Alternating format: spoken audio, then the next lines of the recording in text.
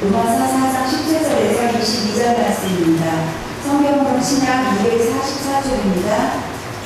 기록된 바 내가 너를 많은 민족의 조상으로 세웠다 하신 것 같으니 그가 믿은 바 하나님은 죽은 자를 살리시며 없는 것을 있는 것으로 부르시는 이십니다.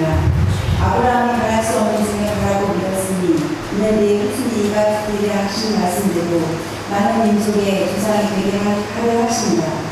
그가 베세가 되어 자기 몸이 죽은 것 같고 사라의 피가 죽은 것 같음을 알고도 믿음이 약하여지지 아니하고 믿음이 없어 하나님의 약속을 의심하지 않고 믿음으로 견고하여져서 하나님께 영광을 돌리며 약속하신 그것을 또한 능히 이루실 줄을 확신하였으니 그러므로 그것이 그에게 의로 여겨졌느니라.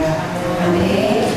할 때에 순풍보다는 역풍이 더 유리하다고 합니다. 우리는 보통 바람이 뒤에서 불어야 비행기가 쉽게 날아올 것이라고 생각하는데요. 실제로는 그렇지 않다고 합니다. 비행기는 앞에서 불어오는 바람을 받아야 날개에 큰 양력이 생기고 더 짧은 거리에서 안전하게 이륙할 수 있다고 합니다. 우리가 생각하기에 역풍은 방해물입니다. 그러나 조종사에게 있어서 역풍은 더 짧은 거리에서 하늘로 솟아오르기 위한 완벽한 힘이 되게 됩니다. 우리 신앙생활도 이와 비슷합니다. 우리는 역풍이 오면 역풍을 피하려고만 합니다. 순풍만을 만나고 싶어 합니다. 그러나 하나님은 그 역풍을 이용해서 우리를 더 높이 날아오르게 하십니다. 우리가 끝이라고 생각하는 그 순간에도 하나님은 여전히 일하고 계십니다. 그래서 우리가 가장 절망적이라고 느끼는 순간이 하나님께서 가장 위대한 역사를 시작하시는 순간이 될 수가 있습니다. 그런데 우리는 보통 생각하기를 이 상식선의 틀 안에서만 생각하려고 합니다. 이 정도 가지고는 안 되겠지. 내가 나이가 많아서 너무 늦은 거겠지. 지금 조건이 안 되니까 포기해야지. 이런 것들은 상식의 틀 안에서 우리가 생각하는 겁니다. 이것이 바로 우리의 상식입니다. 그런데 하나님은 우리의 상식을 뛰어넘어서 일을 하시는 분이십니다. 이 정도도 충분하고 나이가 많아도 관계가 없고 조건이 안 돼도 가능합니다. 하나님은 전능하십니다. 하나님은 상식의 틀 안에서도 역사를 하시지만 하나님은 그 틀을 초월해서도 역사하십니다. 그래서 하나님은 우리가 끝이라고 여기는 그곳에서 얼마든지 새롭게 시작할 수가 있게 하는 겁니다. 그러므로 우리는 생각할 때에 상식선에서만 생각해서는 안 됩니다. 상식을 뛰어넘는 하나님의 영역으로 생각을 넓히고 행동할 수가 있어야 되는 거죠. 성도 여러분, 하나님의 말씀, 하나님의 약속의 말씀 붙잡고 삶의 현장에 뛰어 들어가십시오. 상식을 뛰어넘어서 역사하시는 그 하나님의 말씀대로 순종해 보시기 바랍니다. 그러면 우리가 상식을 뛰어넘는 하나님의 영역으로 우리의 생각을 넓히고 행동할 때에 하나님은 우리의 삶을 간증으로 만들어 주시는 겁니다. 사사들 가운데 기드온이 있었어요. 기드온이라는 사사가 있었는데 이스라엘 나라가 미디안에 의해서 고통받을 때였습니다. 하나님께서 그때 기드온을 사사로 부르셨습니다. 그런데 그때 미디안에서 13만 5천 명이라고 하는 군대를 이끌고 이스라엘을 침략했습니다. 그래서 기드온이, 이 부름받은 기드온이 사람들을 불러 모으기 시작합니다. 이 기드온의 부름에 응답해서 모였던 사람의 수가 3만 2천 명이었습니다. 미디안의 군대는 13만 5천 명이었습니다. 13만 5천 명에 3만 5천 명은 비교가 안 될 정도로 적은 인원이었습니다. 그런데 참 이상하게도요, 하나님은 이스라엘 나라의 군대의 수가 많다고 하십니다. 줄여야 된다고 것 같습니다. 그래서 두 차례 테스트를 거치게 하시고 그 테스트에 통과한 사람이 300명이었습니다. 300명으로 싸우라는 거죠. 300명으로 13만 5천 명과 싸운다는 것은 불가능한 싸움이었습니다. 상식적으로 생각하면 게임이 안 되는 그런 싸움이었습니다. 그 300명으로 13만 5천 명 앞에서 무엇을 할 수 있겠는가 하는 거죠. 그러나 하나님을 신뢰한 기도원과 이 300명의 용사는 하나님의 말씀대로 전쟁터에 뛰어들어가게 됩니다. 상식을 뛰어넘는 하나님의 영역으로 생각을 넓히고 행동하게 된 거죠. 그리고 하나님은 그 300명을 통해서 계승을 거두게 하셨습니다. 왜 하나님께서 그렇게 하셨을까라고 하는 거예요. 왜 300명으로 13만 5천 명을 대하게 하셨을까? 그것은요, 이스라엘 나라가 이스라엘의 힘을 자랑하지 못하게 하시고 오직 하나님의 전능하심만 드러나게 하시기 위해서였습니다. 누가 봐도 이것의 승리는, 누가 봐도 이 승리는 하나님께서 이루신 일이다라고 하는 거죠. 그래서 하나님께서 영광을 받으시는 겁니다. 성도 여러분, 우리가 환경과 조건을 보면 불가능한 것이 많습니다. 그러나 하나님은 불가능을 가능케 하시는 전능하시는 분이십니다. 하나님은 우리의 생각과 우리의 상식의 한계를 뛰어넘으시는 분이십니다. 그 하나님을 우리가 신뢰해야 되죠. 그리고 하나님께서 주신 말씀 붙잡고 삶의 현장으로 가십시오. 그 하나님께서는 우리 삶의 현장에서 간증을 만들어 주시고 우리를 하나님이 살아계심을 세상에 보여줄 수 있는 거룩한 통로가 되게 하시는 겁니다. 하나님께서 아브라함 부르셨을 때 아브라함의 나이가 75세였어요. 75세의 나이에 아브라함은 하나님의 약속의 말씀을 받았습니다. 창세기 12장 2절에 보니까 내가 너로 큰 민족을 이루고 이렇게 말씀하셨어요. 내가 너로 큰 민족을 이루고 아브라함에게 자녀가 없을 때였습니다. 근데 하나님께서는 아브라함에게 내가 너로 큰 민족을 이루고 내게 복을 주어 내 이름을 창대하게 하리니 너는 복이 될지라 라고 하시면서 하나님의 약속의 말씀을 아브라함에게 주셨습니다. 그런데 10년이 지났음에도 불구하고 아무런 일도 일어나지 않습니다. 그러나 하나님은 20년이 지나는 동안 아무 일도 일어나지 않았지만 하나님의 약속의 말씀을 붙잡고 있었습니다. 창세기 15장에 보면 10년이 지난 다음에 하나님께서 아브라함을 장막 밖으로 불러내시는 것을 보게 됩니다. 장막 밖으로 불러내셔서 말씀하셔요. 창세기 15장 5절에 보면 그를 이끌고 밖으로 나가 이르시되 하늘을 우러러 무뼈를 셀 수 있나 보라. 또 그에게 이르시되 내 자손이 이와 같으리라 라고 말씀하셔요. 하나님께서 별을 보여주시면서 네 자손이 이와 같이 많게 될 것이라 라고 말씀하십니다. 당시 아브라함에게는 자녀가 한 명도 없었습니다. 그가 바라보는 현실은 지금의 상황은 없음이었습니다. 말 그대로 없음이었습니다. 그러나 하나님은 그 현실의 없음을 보게 하신 것은 아니라 별을 보게 하신 거죠. 그러니까 별을 보게 하셨다는 것은 뭔가 하면 현실이 아닌 하나님의 약속을 바라보게 하셨다는 거예요. 근데 참 놀라운 것은요, 그 이어지는 말씀 보면 창세기 15장 6절에 보면 아브라함이 여호와를 믿으니 이렇게 말씀하고 있어요. 아브라함이 여호와를 믿으니 여호와께서 이를 그의 의로 여기셨다. 아브라함이 나이 85세였습니다. 10년이 지난 다음에 자녀가 없는 그런 상황 가운데 별을 보여주시면서 너희 자손이 이와 같이 될 것이다 라고 말씀하셨을 때 아브라함이 하나님을 믿었습니다. 75세 때 믿었던 그 하나님이 그 75세 때 아브라함 하나님 믿었는데 그 믿음이 85세까지도 유지되고 있는 것을 보게 되죠. 그런데 여러분, 이 약속의 말씀이 주어지고도 아브라함은 다시 15년을 더 기다려야 했습니다. 아브라함은 하나님께로부터 받았던 그 첫 번째 약속을 받은 지 25년이 흐른 다음 100세가 되어서야 이삭을 낳게 되었습니다. 하나님의 약속의 말씀이 25년 만에 이제 열매를 맺게 되게 된 거죠. 그런데 이때까지도 아브라함은 여전히 하나님의 약속을 믿었고 그 믿음이 변하지 않았습니다. 그때 아브라함의 나이가 100세였습니다. 사라의 나이는 90세였습니다. 아브라함은 자신과 아내 사라의 몸이 자녀를 생산할 수 없는 죽은 것 같은 상태였음을 알고 있었어요. 이제 우리는 아이를 낳을 수 없어. 나도 그렇고 내 아내도 그렇고 자녀를 가질 수 없는 그런 상황이야. 우리 몸은 자녀를 갖기에 죽은 것 같아. 이것을 알고 있었다는 거죠. 근데 알고 있었음에도 불구하고 믿음이 약해지지 않았습니다. 로마서 4장 19절 말씀 보면 그가 100세가 되어 자기 몸이 죽은 것 같고 사라의 태가 죽은 것 같음을 알고도 믿음이 약하여지지 아니하고, 여기 알았다 이 말씀이 있어요. 알았다. 카테노이센이라는 말인데요, 지각하다, 자세히 살피다, 분명히 인식하다, 그런 말입니다. 분명히 알고 있었어요.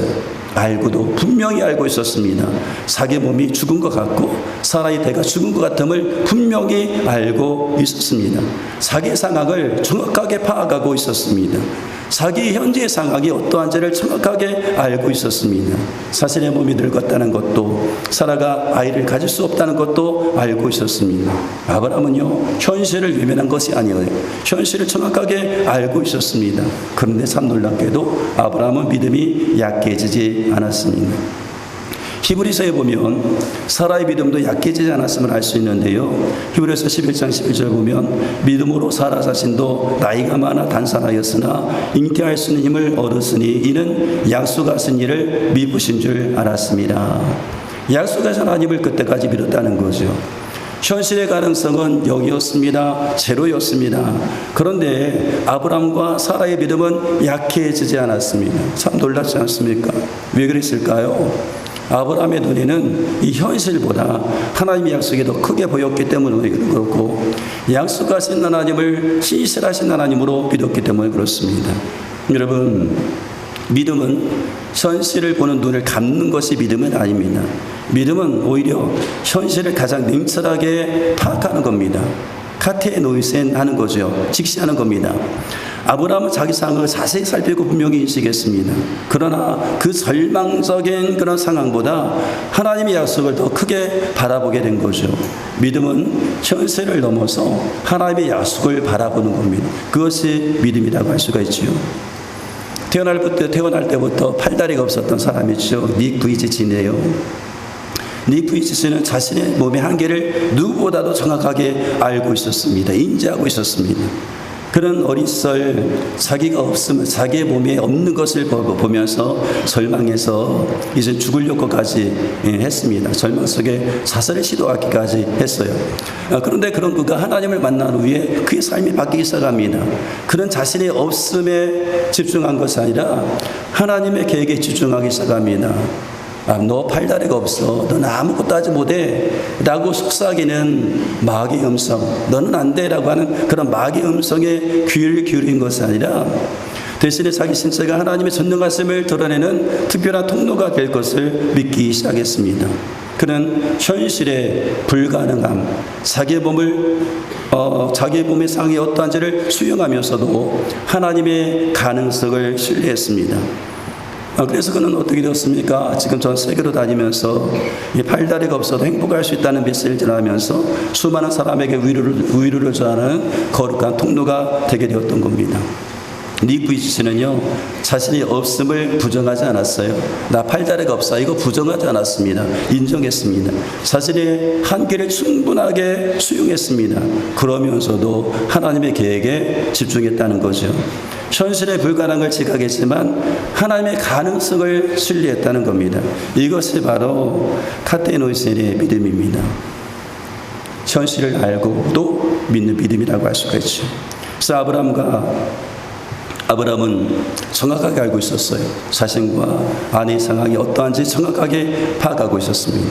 근데 그럼에도 불구하고 믿음이 약해지지 않았고 오히려 더욱더 믿음이 견고해졌습니다. 그래서 하나님께 영광을 돌리는 그런 자리로 나가게 된 거죠.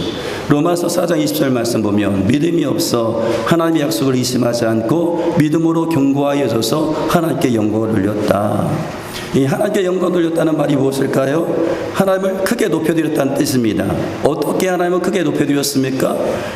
현실은 하나님이 일할 수 없다라고 말합니다. 그러나 아브라함은 하나님은 하실 수 있습니다 라고 믿었습니다. 그리고 그것이 하나님께 가장 큰 영광이 되게 된 겁니다. 존 스투트 목사님은 이런 말을 했어요.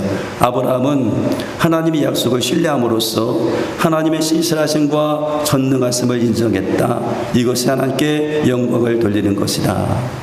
하나님이 인정하는 것, 그것이 하나님께 영광을 돌려 드리는 겁니다. 하나님께 영광이 되는 게 뭐예요? 하나님을 하나님으로 인정해 드리는 거죠. 그러면 여러분들이 하나님 말씀 앞에 아멘 할 때에 그 아멘, 믿습니다라고 할 때 그 믿음이 하나님께 영광을 돌리는 겁니다. 아브라함은 자신의 절망적인 상황을 정확하게 알고 있었어요. 너무나 잘 알고 있었습니다. 그러나 거기에 머물러 있지 않았습니다. 그의 시선은 상식의 틀을 뛰어넘는 하나님의 전능하심을 믿었습니다. 상식의 틀을 뛰어넘는 하나님의 영역까지 그의 시선을 옮겼습니다. 전능하신 하나님의 약속의 말씀을 붙잡았습니다. 그래서 성경에 보면 바랄 수 없는 중에 바라고 믿었다라고 말씀하고 있어요. 로마서 4장 18절 말씀 보면 아브라함이 바랄 수 없는 중에 바라고 믿었으니 바랄 수 없는 중에 바라고 믿었으니 이는 내 후손이 이같으리라 하시는 말씀대로 많은 민족의 조상이 되게 하려 하십니다.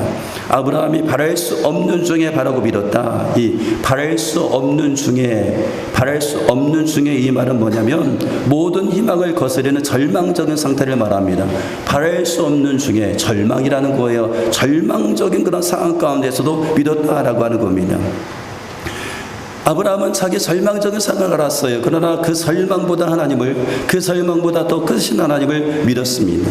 아브라함은 죽은 자를 살리시며 없는 것을 있는 것 같이 부르시는 하나님을 믿었습니다. 그래서 아브라함에게 있어서 바랄 수 없는 중에 절망적인 이 상황은 그의 삶에 있어서 믿음의 걸림돌이 되지 않았습니다. 그의 믿음을 가로막는 장애물이 되지 않았습니다.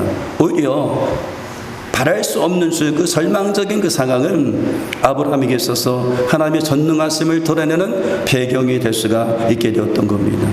아브라함은 믿었어요. 하나님께서 말씀하신 것을 반드시 이루신다. 이것을 믿었습니다. 로마서 4장 21절 보면 약속하신 것을 또한 능히 이루실 줄을 확신하였으니 약속하신 것을 또한 능히 이루실 줄을 확신하였으니 그래서 아브라함은 바랄 수 없는 중에 바라고 믿었던 겁니다. 절대의 절망의 현실 속에서 절대 희망의 확신을 가질 수 있었던 이유가 바로 여기 있습니다. 하나님께서 약속하신 것을 반드시 이루신다. 그것을 믿었기 때문에 그렇습니다. 저는 저저번주에 그 신결교에서 진행한 어린이 성경 캠프를 아이들을 데리고 이제 다녀왔습니다. 수요 예배를 마치고 했는데 제가 첫째 날 집회 늦게 갔기 때문에 참석을 못했는데 그 첫 번째 날 집회에 이제 우리 아이들이 참석을 하게 되었잖아요. 근데 이 어린이 성경 캠프는 프로그램이 거의 없습니다. 주로 하는 건 뭐냐면 1시간 동안 찬양, 1시간 동안 말씀 듣고 30분 동안 기도하는 거예요. 그러니까 2시간 30분 동안 새벽, 오전, 오후로 진행을 합니다. 그것이 거의 전부였어요. 이제 둘째 날만 어떤 이제 그 프로그램을 잠깐 이제 하고 거의 대부분이 그런 예배였습니다. 그러니까 2시간 반 동안 새벽, 오전, 오후로 진행되는데 첫째 날 저녁 집회의 그 말씀의 제목이 무엇이었는가 하면 넌 언제든지 다시 시작할 수 있어. 이것이 첫째 날 말씀의 제목이었어요. 그러니까 신결교회 이규영 목사님이 이제 말씀을 전하시는데 말씀을 전하시는 중에 우리 아이들이 맨 앞에 앉아 있었거든요. 맨 앞에 있었으니까 말씀을 너무 잘 듣는 거예요. 말씀을 잘 들으니까 앞으로 나와보라고 하는 겁니다. 앞으로 이제 나와서 이제 세워놓고 이제 묻는 거예요. 목사님 전에 했던 말씀을 묻는 거예요. 아이들이 이렇게 묻습니다. 마귀가 우리에게 뭐라고 하지? 그랬더니 하나님가 이렇게 대답합니다. 안 돼. 이렇게 말하는 거. 안 돼. 마귀는 다 안 된다는 거죠. 안 돼. 너의 모습을 봐. 너 안 돼. 다 안 된다는 그런 말을 한다는 거예요. 그러니까 이번에는 또 묻습니다. 그러면 예수님은 우리에게 뭐라고 말씀하실까? 이렇게 묻는 거예요. 그러니까 그 목사님이 기대했던 대답은 뭐냐면 넌 언제든지 다시 시작할 수 있어. 이거였어요. 그런데 옆에서 듣고 있었던 이렇게 있었던 예은이가 뭐라고 대답하는가 하면 돼. 이렇게 하는 거예요. 돼. 그랬더니 그 목사님께서 뭐라고 하시는가 하면 넌 언제든지 다시 시작할 수 있어. 이 말을 참말로 잘 이렇게 요약해서 말한다고 칭찬을 해줍니다. 그러면서 아이들 보고 서로 맛보게 하면서 시키는 거예요. 넌 돼. 하라는 거예요. 넌 돼. 그렇게 하는 겁니다. 여러분, 예수님은 우리가 항상 말씀하십니다. 넌 돼. 넌 언제든 다시 시작할 수 있어. 이렇게 말씀을 하셔요. 마귀가 주는 생각은 부정적인 생각입니다. 넌 안 돼. 그렇게 하는 거죠. 야, 네 주제를 한번 파악해봐. 너 현실을 봐. 네 상황을 봐. 제로잖아. 안 돼. 라고 그렇게 말을 합니다. 근데 하나님은 된다고 하셔요. 넌 언제든지 다시 시작할 수 있어. 넌 돼. 하나님이 된다고 하셨을 때 우리는 누구의 말을 들어야 됩니까? 마귀는 안 돼. 네 현실을 봐라. 또 100세나 되었고 네 안에는 90세가 되었는데 네 현실 봐. 너가 아이를 갖는다는 게 그렇게 가능한 거야? 안 돼. 이렇게 현실은 말을 해주고 있지요. 근데 하나님은 별을 보여주면서 내 자녀가 이렇게 많게 할 거야 라고 말씀합니다. 누구의 말을 들어야 됩니까? 성도 여러분, 우리에게 주신 약속의 말씀이 있습니다. 그 약속의 말씀을 붙드십시오. 우리 시선이 현실에만 머물러 있다면, 현실만 보고 있다면 우리가 환경을 극복할 힘이 없습니다. 우리는 환경에 매여 살아갈 수밖에 없습니다. 그러나 지금은 비록 바랄 수 없는 상황일지라도 하나님의 약속의 말씀이 있다고 한다면, 그 약속의 말씀을 붙잡을 수 있다고 한다면 바랄 수 없는 중에 그 절대 절망의 그런 상황 가운데서도 우리가 바라고 믿을 수가 있게 되는 겁니다. 아브라함은 하나님 말씀을 자신의 인생을 향한 약속으로 확신했습니다. 그래서 백세의 나이가 되어 바랄 수 없는 중에도 바라고 믿을 수가 있게 된 거죠. 고린도후서 1장 20절 말씀 보면 하나님의 약속은 얼마든지 그리스도 안에서 이해가 되니 그런즉 그로 말미암아 아멘하여 하나님께 영광을 돌리게 되느니라. 오늘 하나님은 말씀을 통해서 우리 간에 수없이 많은 약속을 해주십니다. 그 약속의 말씀 앞에 아멘 하십시오. 내가 너와 함께 하리라. 아멘. 내가 너를 떠나지 아니하리라. 아멘. 구하고 찾으라. 두드리라. 내가 응답하겠다. 아멘. 여러분, 마귀가 주는 부정적인 생각을 하십시오. 안 되는 생각을 버리시라는 거예요. 하나님의 약속의 말씀 앞에 아멘으로 응답하시고 하나님의 약속의 말씀을 붙잡으십시오.